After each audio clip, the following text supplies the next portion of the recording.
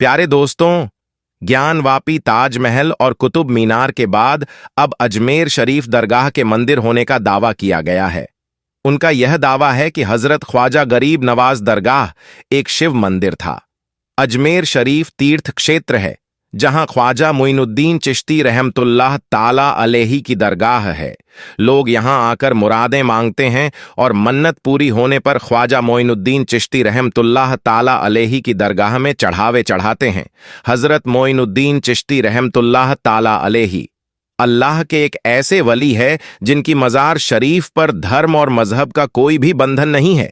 यानी कि आपकी मज़ार शरीफ पर सिर्फ मुसलमान ही नहीं जाते हैं, बल्कि हिंदू से लेकर हर धर्म और मजहब के लोग आपकी मज़ार शरीफ पर हाजिरी देने के लिए पहुंचते हैं और अपनी अपनी मुरादें मांगते हैं। दोस्तों, जैसा कि आप सभी को मालूम है कि हजरत गरीब नवाज रहमतुल्लाह ताला अलैही की दरगाह अजमेर शरीफ में मौजूद है। आपकी मज़ार शरीफ अजमेर में तकरीबन 800 सालों से मौजूद है, लेकिन आजकल कुछ लोगों की वजह से ऐसी ऐसी बातें फैलाई जा रही हैं जिसमें यह दावा किया जा रहा है कि अजमेर शरीफ दरगाह की उस जगह पर सबसे पहले महादेव या शिव का मंदिर था, यानी कि मंदिर को तोड़कर इस दरगाह को बनाया गया है। और इस बात का सिर्फ दावा ही नहीं किया जा रहा है, बल्कि अजमेर शरीफ की दरगाह को लेकर एक याचिका भी दायर कर दी गई है, जिसमें यह कहा गया है कि जिस जगह पर आज ख्वाजा गरीब नवाज की दरगाह है उस जगह पर पहले महादेव का मंदिर था, और यही नहीं, जिस जगह पर आज मज़ार शरीफ मौजूद है उस जगह पर भगवान का गर्भगृह था, यानी कि उस जगह पर शिवलिंग मौजूद है। इसलिए इस जगह की एएसआई से जांच करवाई जाए और फिर इस अतिक्रमण को हटाया जाए और आखिर में इस दरगाह को मंदिर घोषित करके हमें पूजा पाठ करने का अधिकार दे दिया जाए, ऐसा इस याचिका में दावा किया गया है। प्यारे दोस्तों, आज की इस वीडियो में हम आपको अजमेर दरगाह की पूरी हिस्ट्री बताने वाले हैं, यानी कि हजरत ख्वाजा गरीब नवाज की दरगाह को अजमेर में कब और किसने बनाया था, किस जगह पर बनाया था, और आपकी असल मज़ार शरीफ किस जगह पर मौजूद है। और साथ ही साथ आपको यह भी बताने वाले हैं कि क्या सच में इस दरगाह शरीफ को किसी मंदिर को तोड़कर बनाया गया है। हकीकत जानकर यकीनन आपके भी होश उड़ जाएंगे। इसीलिए आज की यह वीडियो आप सभी के लिए बहुत ही जरूरी है।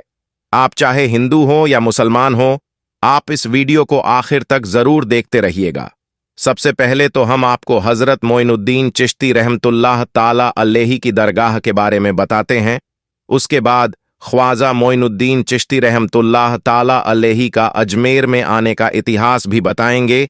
लिहाजा आप इस वीडियो को बगैर स्किप किए आखिर तक गौर से जरूर देखना। मोइनुद्दीन हसन चिश्ती रहमतुल्लाह ताला अलैही का जन्म 1141 ईस्वी में ईरान के सीज़स्तान में हुआ था। भारत में चिश्ती सिलसिले की बुनियाद ख्वाजा मोइनुद्दीन चिश्ती ने ही की थी। वह इस्लाम फैलाने के लिए भारत आए थे। यहां पर वह कई चमत्कार करने लगे। आसपास के लोगों में उनको लेकर मोहब्बत बढ़ गई।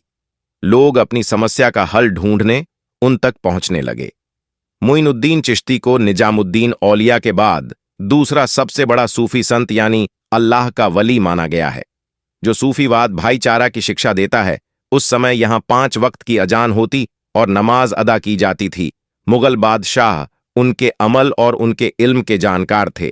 कहा जाता है कि औलाद की ख्वाहिश में मुगल बादशाह अकबर 437 किलोमीटर पैदल चलकर ख्वाजा मोइनुद्दीन चिश्ती की दरगाह पर आए थे। इसके बाद उनके घर में जहांगीर की पैदाइश हुई थी। इल्तुतमिश अकबर, रजिया सुल्तान जहांगीर, शाहजहां, औरंगजेब ऐसे जो मुगल सम्राट थे, इन लोगों ने उस दरगाह का अपने वक्त में दौरा किया था। बड़ौदा के महाराज ने दरगाह शरीफ के ऊपर की कंस्ट्रक्शन की थी। जहांगीर, शाहजहां और जहां आरा ने इसके कंस्ट्रक्शन में भी हिस्सा लिया था। दोस्तों, अब हम आपको थोड़ा पीछे ले चलते हैं और आपको यह बताते हैं कि जब हजरत ख्वाजा गरीब नवाज भारत आए थे तो उस वक्त अजमेर का माहौल कैसा था। दोस्तों, 6 रजब 633 हिजरी को ईशा की नमाज पढ़ने के बाद हजरत ख्वाजा गरीब नवाज रहमतुल्लाह अलैह अपने हुजरे में दाखिल हुए और फिर अंदर से दरवाजा बंद कर लिया और अपने सारे खादिम को अंदर आने से मना कर दिया। इसके बाद सारी रात आपके खादिम ने कमरे के अंदर से अल्लाह के जिक्र की आवाज सुनी, लेकिन फिर आधी रात के बाद यह आवाज आनी बंद हो गई। लेकिन फिर जैसे ही फज्र का वक्त हुआ तो आपके खादिम ने दरवाजा खोलना चाहा, मगर वह दरवाजा नहीं खुला। आखिरकार फिर हुजरे के दरवाजे को तोड़ा गया। इसके बाद आपके मुरीद ने अंदर जाकर देखा तो सबकी आंखों से आंसू निकल आए, क्योंकि उन्होंने देखा कि हजरत ख्वाजा गरीब नवाज का विसाल हो चुका है, यानी कि आप इस दुनिया से रुखसत हो चुके हैं। आपके विसाल के बाद आपकी नमाज जनाजा पढ़ाई गई और फिर आपको उसी जगह पर दफन कर दिया गया जहां पर अजमेर में आप सबसे पहले चटाई बिछाकर बैठे थे।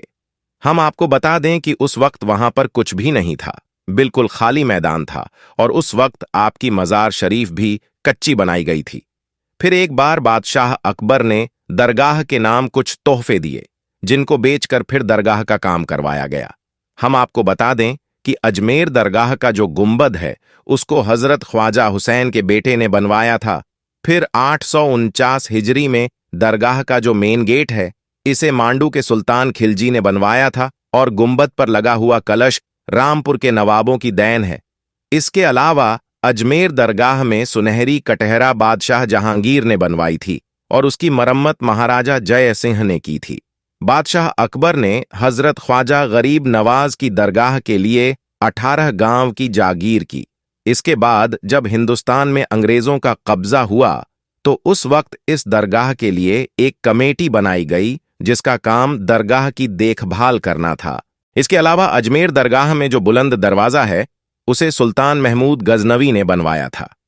यह दरवाजा 85 फीट ऊंचा था, जो कि इस दरगाह की सारी इमारतों से ऊंचा था, इसीलिए इसको बुलंद दरवाजा भी कहा जाता है। अजमेर दरगाह में मौजूद बड़ी डेग को बादशाह अकबर ने चित्तौड़गढ़ फतह के बाद में बनवाया था, वहीं पर छोटी डेग को बादशाह जहांगीर ने 1622 हिजरी में बनवाया था। दरगाह में मौजूद शाहजहानी मस्जिद को बादशाह शाहजहां ने बनवाया था। तो दोस्तों, इन बातों से पता चलता है कि अजमेर दरगाह को किसी एक ने नहीं बनाया, बल्कि दरगाह की हर चीज अलग अलग लोगों की देन है, जिनमें हिंदू और मुसलमान भी थे। इसके बाद जैसे जैसे बादशाह आते गए, सबने हजरत ख्वाजा गरीब नवाज की दरगाह में कुछ न कुछ तामीर करवाया। दोस्तों, इससे दूसरी बात यह भी साफ हो जाती है कि अजमेर दरगाह किसी मंदिर को तोड़कर नहीं बनाई गई है। यह बात सिर्फ और सिर्फ कुछ लोगों की राजनीति है कि अजमेर दरगाह किसी मंदिर को तोड़कर बनाई गई है।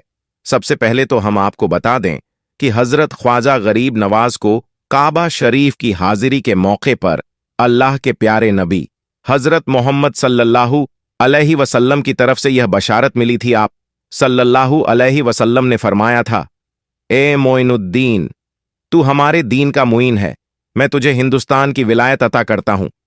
जा अजमेर शरीफ, जा, वहां पर तेरी वजह से बेदीनी दूर होगी। अल्लाह के प्यारे नबी का हुक्म पाकर फिर हजरत ख्वाजा गरीब नवाज अजमेर शरीफ की ओर रवाना हो गए, और इस तरह से फिर आप अजमेर शरीफ में तशरीफ ले आए। दोस्तों, यह उस वक्त की बात है जब अजमेर शरीफ में पृथ्वीराज चौहान का राज्य था। उस वक्त अजमेर में एक बहुत बड़ा और आलीशान मंदिर हुआ करता था। वह मंदिर सिर्फ राजा महाराजाओं और रानियों की पूजा पाठ के लिए ही खास बनाया हुआ था। उस मंदिर के पास में एक तालाब था जिसका नाम अनासागर था। हिंदू लोग उसके पानी को बहुत ही ज्यादा शुभ और पवित्र और पाक साफ मानते थे। उनका यह मानना था कि जो भी कोई इस तालाब के पानी में एक बार नहा लेता है तो उसके पिछले सारे पाप यानी कि सारे गुनाह धुल जाते हैं।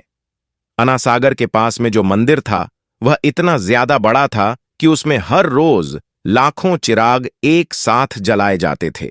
उस मंदिर में हजारों नौकर थे जिनका काम मंदिर में आने वाले लोगों की रहनुमाई करना था, यानी कि वह लोगों को बताया करते थे कि कौन सा देवता बेटा देता करता है और कौन से देवता को पूजने से धन दौलत की प्राप्ति होती है और कौन सा देवता सेहत और तंदुरुस्ती देता है।